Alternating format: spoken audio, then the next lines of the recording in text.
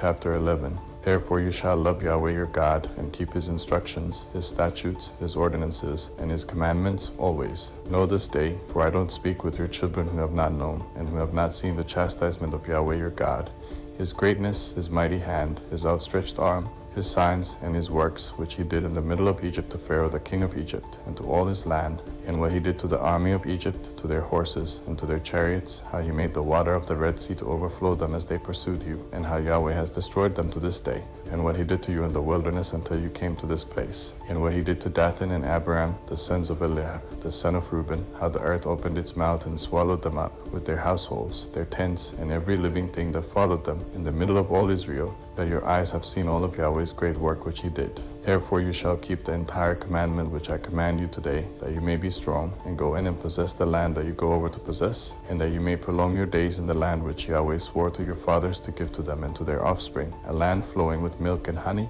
For the land where you go into possess isn't like the land of Egypt that you came out of, where you sowed your seed and watered it with your foot, as a garden of herbs. But the land that you go over to possess is a land of hills and valleys which drinks water from the rain of the sky, a land which Yahweh your God cares for. Yahweh your God's eyes are always on it, from the beginning of the year even to the end of the year. It shall happen, if you shall listen diligently to my commandments which I command you today, to love Yahweh your God, and to serve him with all your heart and with all your soul, that I will give the rain for your land in its season, the early rain and the latter rain, that you may gather in your grain, your new wine, and your oil. I will give grass in your fields for your livestock, and you shall eat and be full. Be careful, lest your heart be deceived, and you turn away to serve other gods and worship them, and Yahweh's anger be kindled against you, and he shut up the sky so that there is no rain, and the land doesn't yield its fruit, and you perish quickly from off the good land which Yahweh gives you. Therefore you shall lay up these words of mine in your heart and in your soul. You shall bind them for a sign on your hand, and they shall be for frontlets between your eyes. You shall teach them to your children, talking of them when you sit in your house, when you walk by the way, when you lie down, and when you rise up.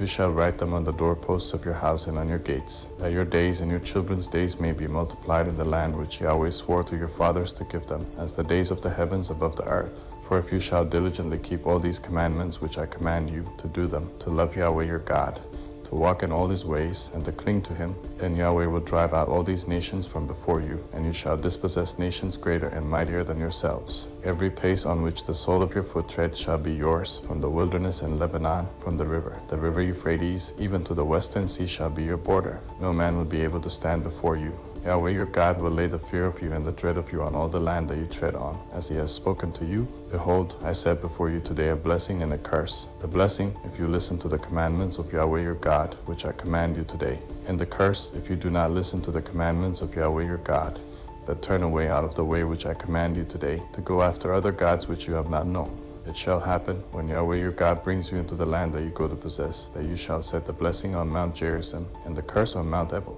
Aren't they beyond the Jordan, behind the way of the going down of the sun, in the land of the Canaanites who dwell in the Arabah near Gilgal, beside the oaks of Moor? For you are to pass over the Jordan to go and to possess the land which Yahweh your God gives you, and you shall possess it and dwell in it. You shall observe to do all the statutes and the ordinances which I set before you today.